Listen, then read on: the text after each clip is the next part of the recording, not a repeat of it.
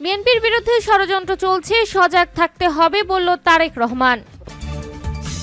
এদিকে আওয়ামী লীগের কর্মসূচি, কঠোর অবস্থানে সরকার। এছাড়া আওয়ামী লীগ বিচার ও প্রশাসনিক ব্যবস্থাকে ধ্বংস করে দিয়েছে বলল মান্না। আরও থাকছে, ষড়যন্ত্র করে বিএনপিকে পরাজিত করা যাবে না বলল টুকু। অন্যদিকে পদত্যাগ করতে যাচ্ছেন নাহিদ আসিফ। এবং সর্বশেষ জানিয়ে দেব, হাসিনার পতনে প্রবাসীরাও তীব্র আন্দোলন করেছিল বলল মির্জা আব্বাস। শিরোনাম শুনছিলেন, এবার বিস্তারিত।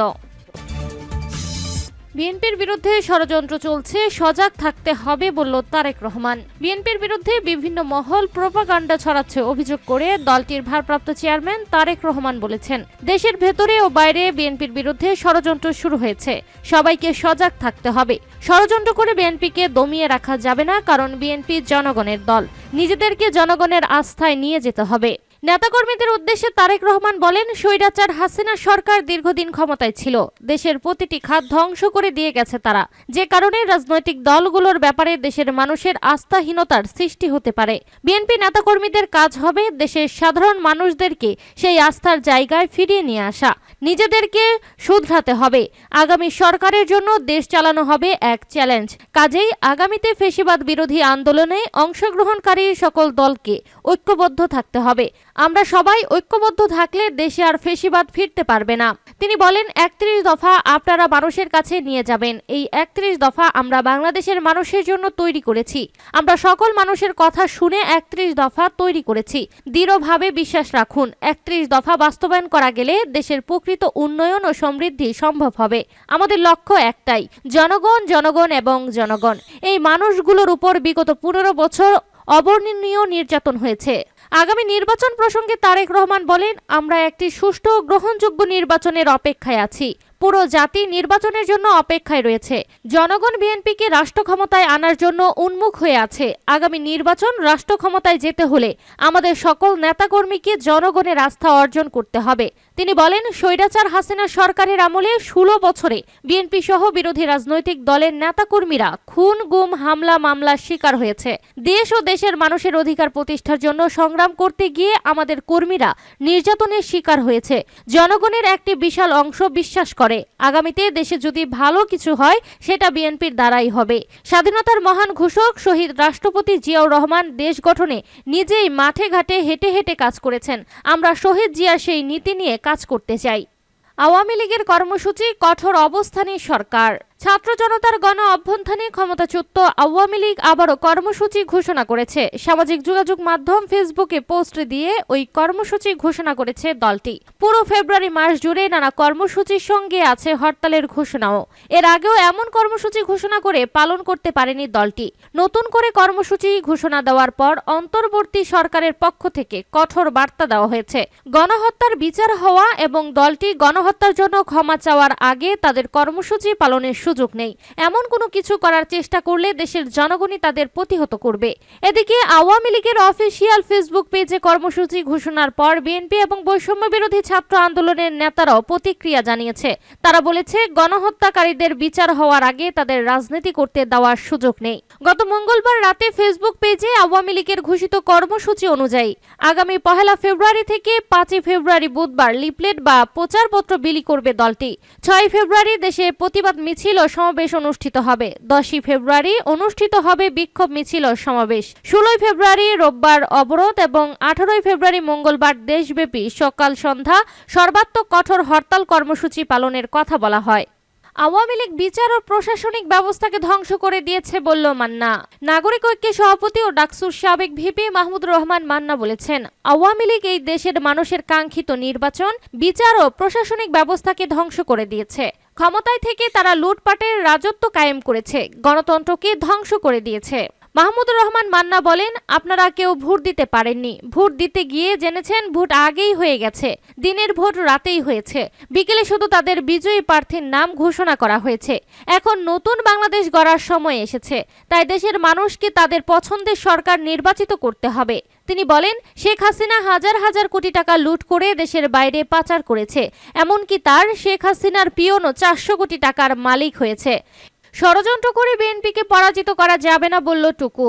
বিএনপির প্রচার সম্পাদক সুলতান সালাউদ্দিন টুকু বলেছে, ষড়যন্ত্র করে বিএনপিকে পরাজিত করা যাবে না। অনেকে বলছে আমরা নাকি ক্ষমতার জন্য নির্বাচন চাচ্ছি, কিন্তু আমরা দল হিসেবে কখনো ক্ষমতার জন্য চেষ্টা করিনি। বিএনপিকে বাংলাদেশের জনগণ পছন্দ করে, বিএনপিও বাংলাদেশের জনগণকে ভালোবাসে। উপদেষ্টাদের উদ্দেশ্য করে বিএনপির এই নেতা বলেন, শহীদ প্রেসিডেন্ট জিয়াউর রহমান যদি মনে করত আমি স্বাধীনতার ঘোষণা দিয়েছি, আমি প্রধানমন্ত্রী হব বা প্রেসিডেন্ট হব, হতে পারতেন না। তিনি নিজেকে প্রধানমন্ত্রী দাবি করতে পারতেন, কিন্তু তা তিনি করেন নাই, কারণ তার ক্ষমতার লোভ ছিল না। 90-এ যারা ছাত্র আন্দোলনে ছিল তারা ক্ষমতার দাবি করে নাই, কিন্তু আপনাদের ক্ষমতার লোভ, এটা কিন্তু বাংলাদেশের জনগণ ভালোভাবে নিচ্ছে না। যুবদলের সাবেক এই সভাপতি বলেন, বাংলাদেশের মানুষ এই অন্তর্বর্তী সরকারকে সমর্থন দিয়েছে একটি নিরপেক্ষ সরকার হিসেবে, আমরাও সমর্থন দিয়েছি একটি নিরপেক্ষ সরকার হিসেবে, কিন্তু জনগণ সেই নিরপেক্ষতা দেখতে পাচ্ছে না। টুকু বলেন, অনেকে দাবি করতে চান যে জুলাই আগস্টে এই স্বৈরাচার সরকারের পতন হয়েছে, দেশে গণতন্ত্র ফিরে পেয়েছে, কিন্তু এই আন্দোলন গত 17 বছর ধরে চলছে, এটা কেউ অস্বীকার করতে পারবে না। তিনি বলেন, যে কোনো আন্দোলন সফল হতে হলে এর পেছনে দীর্ঘ ইতিহাস থাকে। জুলাই আগস্টে যে আন্দোলন সফল হয়েছে, এই আন্দোলনে বিএনপির দীর্ঘ সময়ের রেকর্ড রয়েছে, এটা অস্বীকার করার সুযোগ নেই। অতএব এই আন্দোলনে বিএনপি অংশগ্রহণের দাবিদার। আওয়ামী লীগ সরকারের দুর্নীতির কথা উল্লেখ করে তিনি বলেন, শুধু বাংলাদেশে কেন, পৃথিবীর কোনো রাষ্ট্রে এরকম দুর্নীতি করেছে কোনো দল, এটার প্রমাণ পাওয়া যায় না। বিএনপি এবং ছাত্র জনতার ত্যাগের ফলে আমরা আবার নতুন করে গণতন্ত্র প্রতিষ্ঠার সুযোগ পেয়েছি, সুতরাং আমাদের উচিত এই সময়ে এবার ঐক্যবদ্ধ থাকা। তিনি বলেন, এখন সংস্কারের কথা বলা হচ্ছে, সংস্কার তো বিএনপি 1 বছর আগে 31 দফার মাধ্যমে জনগণের কাছে দিয়েছে। সংস্কার নির্ধারিত সময়ের মধ্যে শেষ হতে পারে না। এই সরকার বলছে তারা নাকি নির্ধারিত সময়ের মধ্যে সংস্কার করবে, এটা হতে পারে না। সংস্কার একটি চলমান প্রক্রিয়া, অতএব আমরা সংস্কারও চাই, কিন্তু অগ্রাধিকার দিতে হবে নির্বাচনকে। পদত্যাগ করতে যাচ্ছে নাহিদ আসিফ। জুলাই বিপ্লবে নেতৃত্ব দানকারী ছাত্র জনতার উদ্যোগে দেশে নতুন একটি রাজনৈতিক দল আত্মপ্রকাশ করতে যাচ্ছে। ফেব্রুয়ারির 15 তারিখের মধ্যে দল ঘোষণার আগে সরকার থেকে পদত্যাগ করতে যাচ্ছে অন্তর্বর্তীকালীন সরকারের তথ্য উপদেষ্টা নাহিদ ইসলাম, যুব ও ক্রীড়া উপদেষ্টা আসিফ মাহমুদ। আর আগামী জুন মাসে পদত্যাগ করতে পারেন সরকারের আরেক উপদেষ্টা মাহফুজ আলম। সংশ্লিষ্ট সূত্রে জানা গেছে, নতুন দল প্রথমে আহ্বায়ক কমিটি ঘোষণা করবে। কমিটিতে আহ্বায়ক কে হবেন তা জানা না গেলেও সদস্য সচিব হতে যাচ্ছেন নাহিদ ইসলাম। ছাত্রদের নতুন দলের গঠনতন্ত্রে কাজ চলমান রয়েছে বলে জানা যায়। নতুন দল গঠন নিয়ে দেশের রাজনীতি এখন সরগরম হয়ে উঠেছে। ইতিমধ্যে বিএনপির মহাসচিব মির্জা ফখরুল ইসলাম আলমগীর ও তথ্য উপদেষ্টা নাহিদ ইসলামের বক্তব্য, পাল্টা বক্তব্য নতুন বিতর্কের জন্ম দিয়েছে। নিরপেক্ষ সরকার এবং আরেকটি 1-11 প্রসঙ্গ উঠে এসেছে। একে কেন্দ্র করে সামাজিক যোগাযোগ মাধ্যমে নানা ধরনের গুজব ছড়ানোর সুযোগ পেয়েছে আন্ডারগ্রাউন্ডে থাকা আওয়ামী লীগের নেতাকর্মীরা। সরকার থেকে কেন নাহিদ ইসলাম পদত্যাগ করে রাজনৈতিক দলে আসবেন, এই প্রশ্নের জবাবে জাতীয় নাগরিক কমিটির একাধিক নেতা তাদের বক্তব্য তুলে ধরেছে। জুলাই আগস্টের অভ্যন্তরে তাদের অবদান রয়েছে, তবে আন্দোলনের শুরু থেকে প্রথম সারিতে নেতৃত্বে ছিলেন নাহিদ ইসলাম। সেই সঙ্গে তিনি ছিলেন জুলাই আগস্ট গণ অভ্যুত্থানের 1 দফার ঘোষক। ছাত্র সমন্বয়করা আরো বলেন, দিন শেষে 1 দফার যিনি ঘোষণা দিয়েছেন তিনি মূল নেতা। তাছাড়া সাধারণ ছাত্র জনতার কাছে নাহিদ ইসলামের জনপ্রিয়তা অনেক বেশি। কয়েকটি সূত্র জানায়, সম্প্রতি জাতীয় নাগরিক কমিটির একটি বৈঠকে বেশিরভাগ সদস্য মতামত দিয়েছে যে অন্তর্বর্তী সরকারে থাকা 1 বা একাধিক ছাত্র উপদেষ্টার পদত্যাগ করা উচিত। সাধারণ মানুষের কাছে সেই সব ছাত্র উপদেষ্টার গ্রহণযোগ্যতা বেশি, তাদের পদত্যাগ করে নতুন রাজনৈতিক দলে যুক্ত হয়ে নেতৃত্ব আসা প্রয়োজন। হাসিনার পতনে প্রবাসীরাও তীব্র আন্দোলন করেছিল বলল মির্জা আব্বাস। বিএনপির স্থায়ী কমিটির সদস্য মির্জা আব্বাস বলেছেন, স্বৈরাচার শেখ হাসিনার পতনের দাবিতে দেশে বিদেশে বিএনপির অসংখ্য নেতাকর্মী আন্দোলন সংগ্রাম করেছে, অনেকেই জেল খেটেছেন। আমি নিজে, আমার পরিবার সহ সকলে জেল খেটেছে, সাজা দেওয়া হয়েছিল। আমেরিকা সহ বিভিন্ন দেশে প্রবাসীরাও তীব্র আন্দোলন করেছিল। আমেরিকার সকল বিএনপির নেতাকর্মীদের প্রতি শুভেচ্ছা ও শুভকামনা।